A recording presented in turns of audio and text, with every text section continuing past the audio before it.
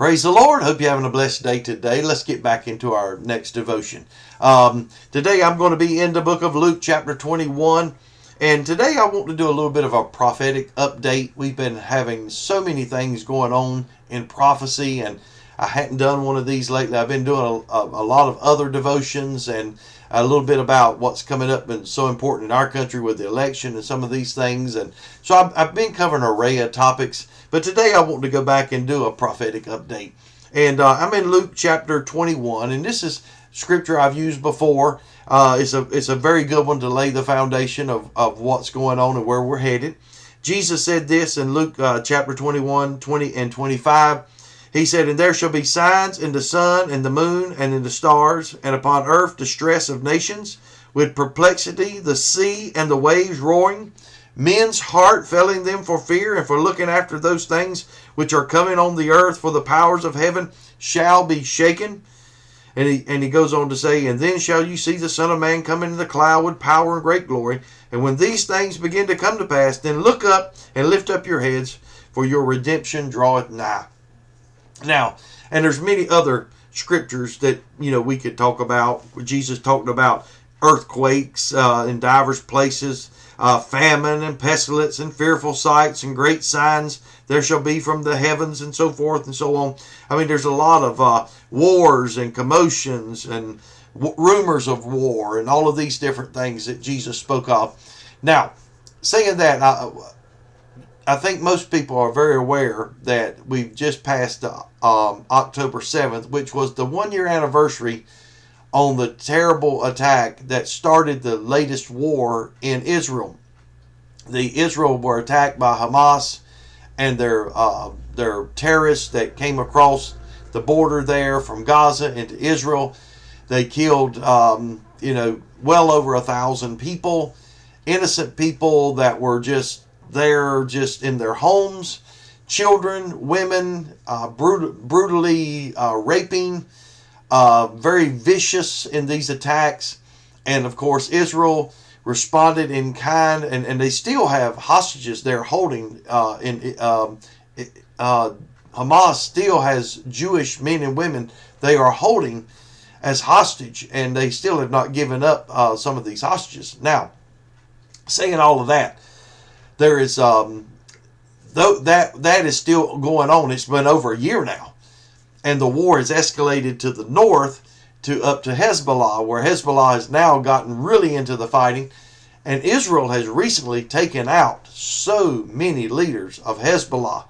And just this past week, about a week ago, they took out the main leader of Hamas. They were able to take him out and kill him.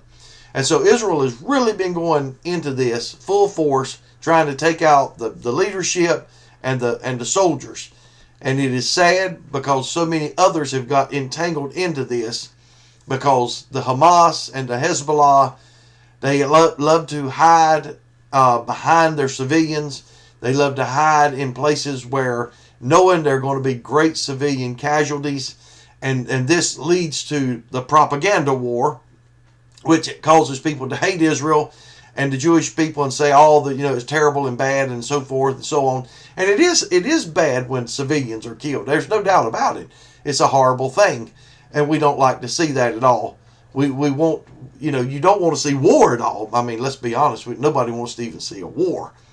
But if you're going to have war, you don't want to see women and children mixed up in the middle of this, where they're being where they're being in the line of fire, in the line where bombs are falling, and things such as this. It's a sad, pitiful state, and the Hamas and Hezbollah are capable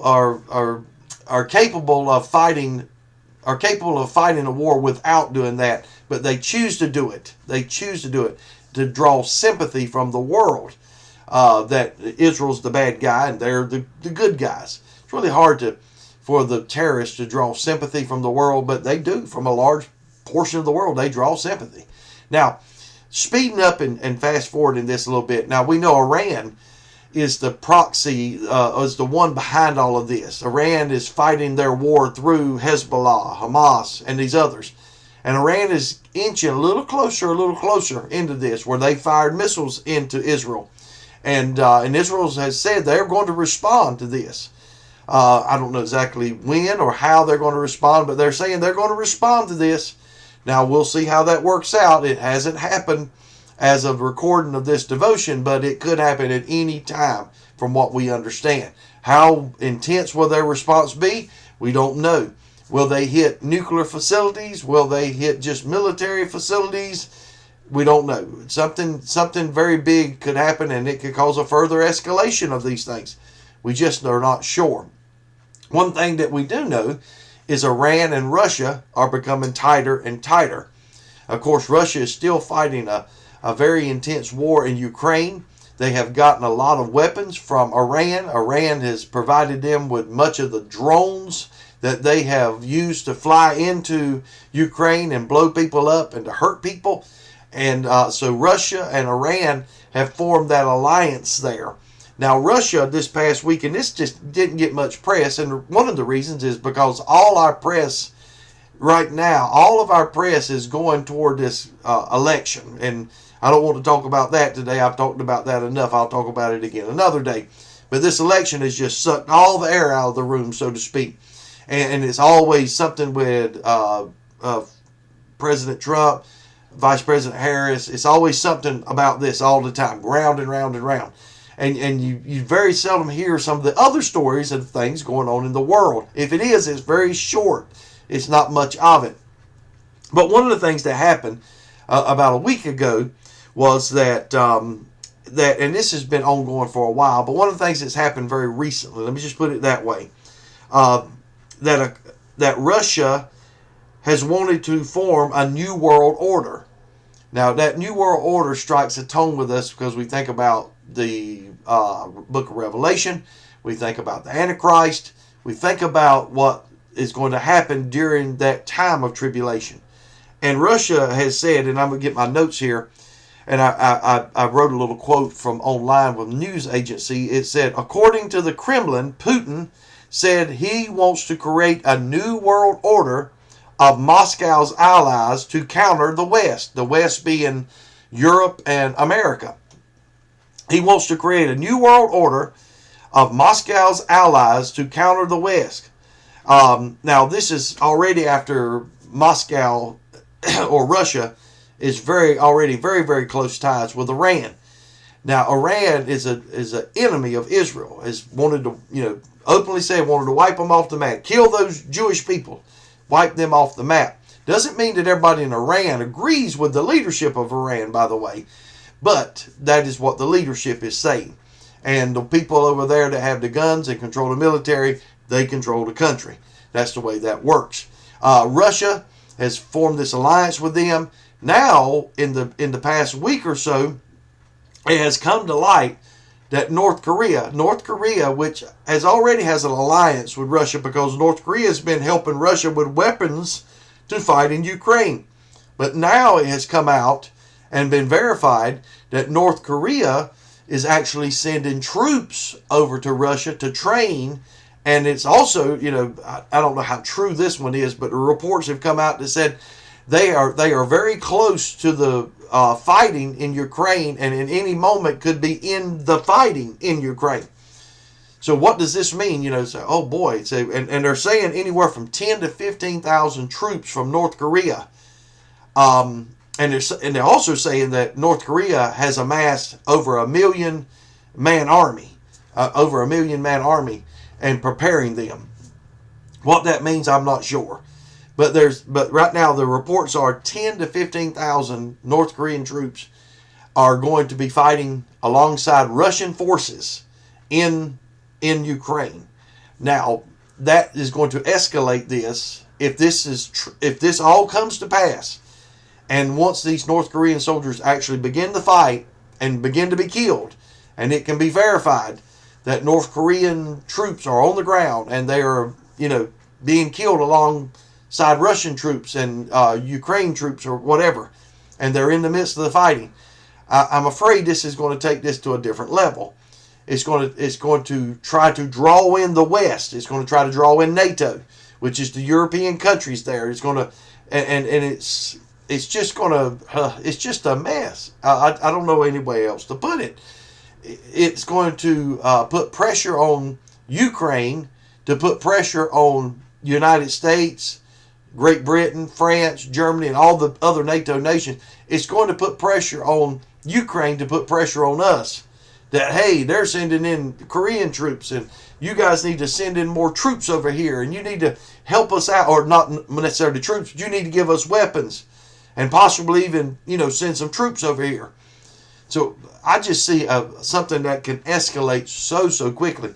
The Ukraine-Russia thing, the Ukraine-Russia war has kind of got stagnant. Even though they've been fighting and the fighting's been going on, it's gotten stagnant to the place where it's not on the front page. Everything that's happening in Israel's got on the front page.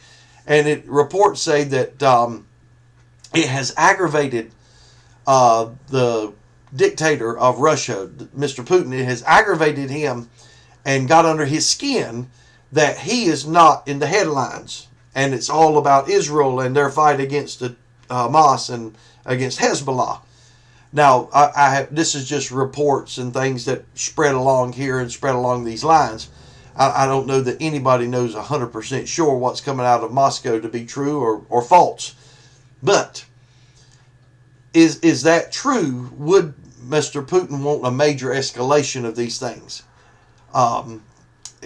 President Trump has said if he's elected president, he's going to do everything that he can to put an end to this as quickly as possible. To put an end to it, to be done with it.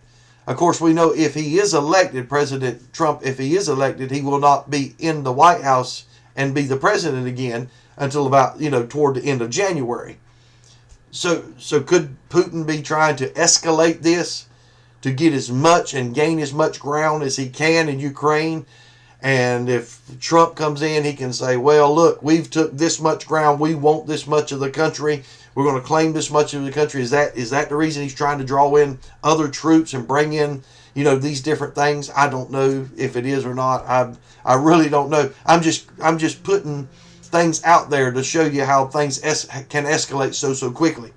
So prophetically, we see here of the wars and the rumors of war, men's heart fell in them for fear. This is a very scary scenario. It's very frightening to think about. When Israel strikes back at Iran, what they will do. Will they escalate it even more? Will Iran back down and say, hey, you know what? We'll fight through Hezbollah, we'll fight through Hamas, but we're not going to escalate this any further. I don't know what Iran's going to do and what is up their sleeve. Will they try to block off some of their waterways and different things such as this, where they will they will affect the oil markets? That's what I was trying to say, the gas and the oil markets, so to speak.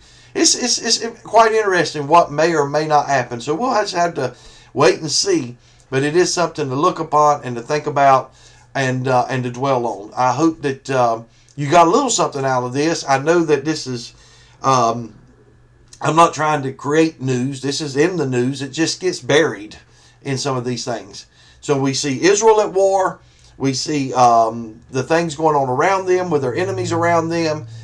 We see a general consensus among people in the world that they don't like Israel. And this is one of the things that the Bible talked about, that they would be disliked quite a bit. And so forth. And then you see all the things going on with Russia, and Russia saying it wants to create a new world order of Moscow's allies in Asia and in Iran and all in these areas. Yeah, this is heating up real quick. So I would say lift up your heads, keep watching, and keep oil in your lamps and vessels spiritually to go out and be ready to meet the bridegroom. Do the work of the Lord. Keep your hand on the plow, because that time is coming. That time is coming. God bless you. Thank you for listening. Share it with someone else. I hope you have a blessed day.